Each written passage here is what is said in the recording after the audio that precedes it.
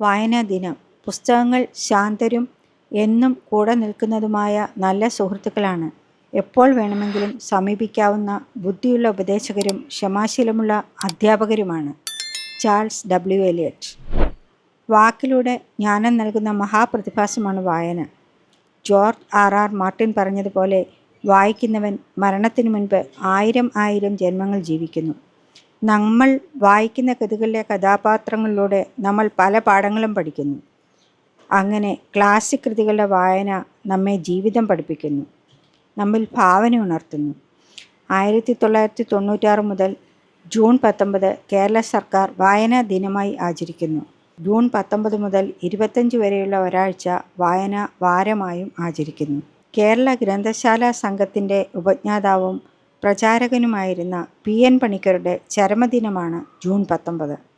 കൂട്ടുകാർക്കൊപ്പം വീട് കയറിയിറങ്ങി പുസ്തകങ്ങൾ ശേഖരിച്ച് സനാതനധർമ്മം വായനശാല ആരംഭിച്ചു. വായിച്ചു വളരുക, ചിന്തിച്ചു വിവേകം നേടുക എന്ന സന്ദേശവുമായി കേരളത്തിലുടനീളം അദ്ദേഹം സഞ്ചരിച്ചു. 1947 ഗ്രന്ഥശാല സംഘം രജിസ്റ്റർ ചെയ്തു. 1958 കേരള ഗ്രന്ഥശാല സംഘം രൂപീകൃതമായി. ഏണസ്റ്റ് ഹെമിംഗ്വേയുടെ നോബൽ സമ്മാനം നേടിയ കൃതിയാണ് the old man and the sea.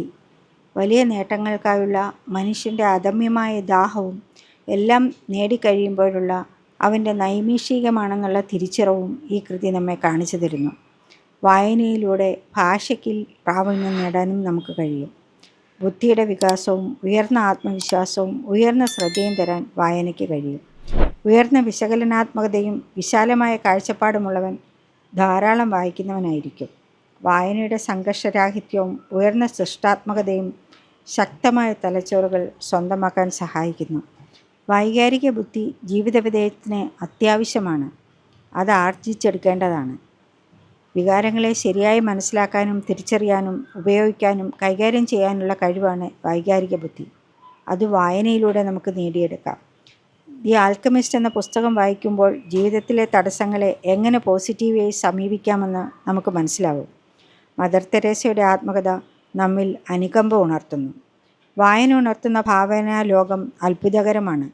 ആദ്യമൊക്കെ വായന മടുപ്പുളവാക്കിയേക്കാം. പക്ഷേ താല്പര്യമുള്ള വിഷയങ്ങൾ വായിച്ച് വായനക്കാരൻ വായനയെ സ്നേഹിച്ചു തുടങ്ങും.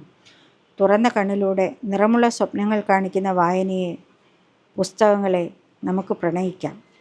പുതുതലമുറയെ വായനയുടെ അത്ഭുത ലോകം കാണിച്ചു കൊടുക്കേണ്ടത് വായിച്ചു വളർന്ന മുതിർന്നവരുടെ കടമ കൂടിയാണ്.